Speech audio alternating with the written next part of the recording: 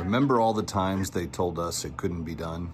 Time and again, Democrats have reached across the aisle to fix our immigration system. Want us to work together in a bipartisan manner. I pushed very hard for a bipartisan agreement. How can a bill be dead on arrival? They don't even know what solutions are being proposed in terms of addressing the challenges at the border. We're trying to do everything that we can to make sure that we deal with what's going on at the border. There's bipartisan support. But there wasn't a serious bipartisan effort to address it. That bipartisan border security bill, it would have provided more border security. The result was a bipartisan bill with the toughest set of border security reforms we've ever seen. Look at the chaos that's unfolded at the southern border, and they just want Congress to do something about it because First active duty troops have now arrived at the southern border. For ICE, the agency arresting nearly 300 illegal immigrants on Saturday alone and nearly 1,000 on Sunday. We're getting an exclusive firsthand look at the latest Trump administration deportation flight from El Paso, Texas to Ecuador. As that aperture opens, there'll be more arrests nationwide. But look on your screen because these are the number of arrests and actions that have been taken in just week one. And Trump's border czar, Tom Homan, says military planes will deport every migrant every day. Border Patrol agents told us they had 0 gotaways. That is the first time in years, Bill. Wow. And live from Times Square is That Kevin Show. Somewhere in the bowels of the city that never sleeps, Kevin McCullough, radio host with Salem Media, is a man also not sleeping. Syndicated radio talk show host Kevin McCullough. And that guy would like a word with you. Many of you know him as Votes Of course that Kevin show is going to be great. The only thing that could be greater, of course, would be that Donald show. We don't have that, so we have that Kevin show. Featuring the music of Dick Tunney and the Dream in Color Orchestra. Straight ahead, elections are back. Breaking news and government corruption. John Rogers, Sean Spicer, and Jay Green are here. Coming up, what's happening with the war on energy? Gabriella Hoffman weighs in. Sketch comedy from Dude Dad and Nick Peterson. And for his 4th year in a row, Zach Williams is back in the spotlight. And now, from Times Square, a man who swore off any form of a Tesla Cybertruck, unless, that is, Uncle Sam would pay for it. Here's the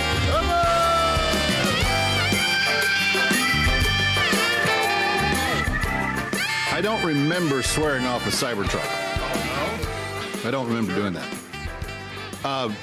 No, I'm not saying I didn't. I don't remember saying that publicly. I remember thinking that they were ugly, and my kids gave me grief because my boys are into Minecraft, and the Tesla Cybertruck looks like something that belongs in the world of Minecraft. In fact, that's what they say. Oh, it's the Minecraft car.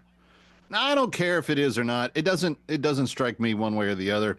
They don't look like something I would want to drive unless I was given one. So you're right on that. Fair enough. But you know who's wrong on the issue of the Cybertrucks? Go ahead, ask me. Who would that be? Who would be wrong? No, not my bride, not my kids. Rachel Maddow. Elon Musk has apparently somehow convinced the United States government, specifically the United States Department of State, that the taxpayers of the United States of America should spend $400 million buying, quote, armored Tesla production units. Isn't it great and definitely not at all illegal or profoundly corrupt? Definitely not ripping us all off to pay themselves, right? He seems to think that Mr. Tesla himself, Elon Musk, or at least she's pretending to think this and trying to make the rest of the world think it. And I'm not sure if she's too ignorant to know the difference or if she's legitimately trying to deceive you. But in either case, it's bad. Because not according to what Rachel Maddow said right there, but according to the facts, Elon Musk didn't ask anything of Donald Trump for Tesla. Joe Biden gave him the deal. He said, here's 400 whatever million. We will buy Cybertrucks from you for this amount of money. We'll get however many Cybertrucks you can give us. Boom. Done deal. Joe Biden did that deal. Joe Biden that Elon Musk campaigned against. And I guarantee you, Rachel Maddow, if Joe Biden had won the election and Elon Musk was in the White House with his kids doing the press conferences talking about government corruption, you wouldn't be saying a peep. You hate Elon Musk working with Donald Trump. You hate it. And you hate it because you know that you can't do anything about it. And you also know something else. You know that he is finding all kinds of garbage. Lee Zeldin gets appointed to the EPA this last week. He finds $20 billion in monies that the former administration was just trying to dish out as fast as they could before they got out of office. Releases a whole video of what the money was spent on. He's getting it back, by the way. He's calling it the gold bars. He's getting the gold bars back on the ship. DOGE, item after item, everything they've found so far. These people are insulting these 19 and 21-year-old kids that are doing a better job of accounting for the government's resources than the longtime accountants that have been in these departments supposedly keeping track of our resources. The fact that 19 and 21-year-old nerd posses are having more success, they think it's a reason to hate on the 19 and 21-year-olds. Go nerd posses. More nerd posses, please. We need them. They are saving our bacon. National Institutes of Health. In the second hour tonight, Jay Green's going to come talk to me about this, but I have a feeling that the National Institutes of Health have been ripping us off. I saw some statistics this week. They charge like 5 times the amount of overhead for research projects that private universities and hospitals charge. Public hospitals, public universities, almost 60 cents on the dollar. Private hospitals, private institutions, 8 cents on the dollar. Why have they been allowed to do that? How have they been able to rip us off like that? It's pretty astounding. FEMA's given money to terrorists. USAID's funding gender ideology studies everywhere. They're mad because we're on to them and we're uncovering it. And they didn't all used to be mad. Take a look at this right here from one Elizabeth Warren. Talking to someone who spent many years as a prosecutor, and he said, you know, when that much money disappears, it's usually because somebody broke some laws somewhere. But if we don't look, if we don't ask, if we don't uncover it and make it all public, we'll never find out. Where is the criminal investigation that needs to happen here? I haven't seen it. Yeah. I just haven't seen it at all. What the government didn't do is it didn't turn around and say, you lost how much money and you wiped out how many pensions and you wiped out how many jobs? I want to know who did what, whether or not any laws were violated, where the gaps are in the system that would permit this to happen. I want to hold somebody responsible. Responsibility is not just about blame. Responsibility is about making sure we fix this and it will not happen again. Oh, I'm very sure.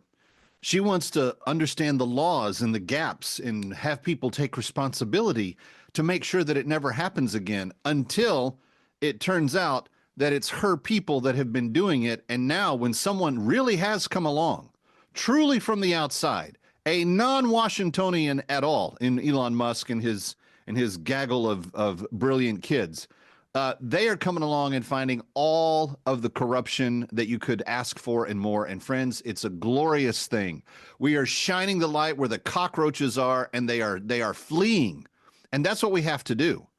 If we're going to crawl back the money that we've just been throwing away on terrorists and gender ideology and overcharge for overhead and item after item of just throwing the money out, like the Biden team did at the end of their, I am so happy we have RFK and Tulsi and Cash and all these people in place because they are not going to let it keep going on.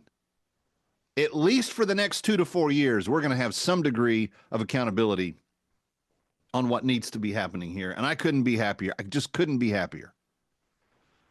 Friends, don't believe the hype. Don't believe the Rachel Maddows. Elon Musk didn't rip off the American people, and his contract with Tesla is not in violation of anything. It's not a violation of anything. Biden gave him the contract. He and Trump have nothing to do with it. That was Biden's decision. So, having said that, we've got a lot to talk about because a lot of our conversation tonight is going to stem around this very corruption, and I think it's going to be rather impactful, and I think you're going to learn some stuff. We've also got a great show for you straight ahead. Zach Williams is back in the music spotlight tonight. He has a brand new song and couldn't wait to come on the show to share it with us. Looking forward to that. Plus some funny stuff for your Valentine's weekend from Dude Dad. And we've got the inimitable Nick Peterson in the house. In fact, he's going to be with us live in person probably another week or so. Anyway, Kevin McCullough, great show. Stay here.